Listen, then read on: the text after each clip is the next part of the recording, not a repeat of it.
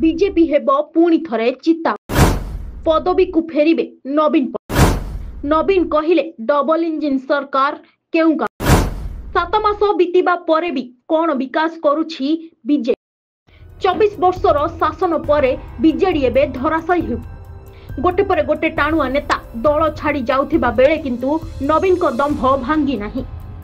एथर निर्वाचन रे दल हारिबार कारण भिके पांड्यन को दर्शा जाइथिबा बेले नवीन किंतु ए कथा को स्वीकार करि नाहंती।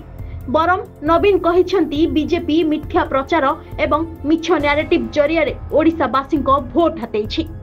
अन्यपटे किछि दिन तले बीजेपी सांसद तथा केंद्र मंत्री केदार सिंह नवीन को भारत रत्न मिलु बोली दाबी करी बेस चर्चा को आसी किंतु एहार उत्तर रखी नवीन कहिथिले भारत रत्न मते मिलु बोली से काहेकि कहिले मु एहार उत्तर जानि नाही।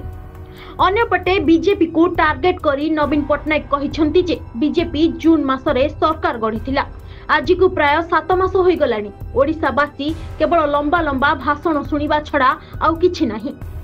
आवश्यक वस्तुर दरदाम वृद्धि पाउछि मात्र दरदाम वृद्धि देखि भी चुप बसिछि मोहन सरकार। केतेबेले आलू समस्या तो केतेबेले पियाज समस्या रे छंदी होइछंती ओडिशावासी। गत 24 वर्षर बीजेडी शासन रे केबे एमिति परिस्थिति आसी नाही बोली कही नवीन पटनायक तीक्ष्ण तीर मारिछंती बीजेपी को।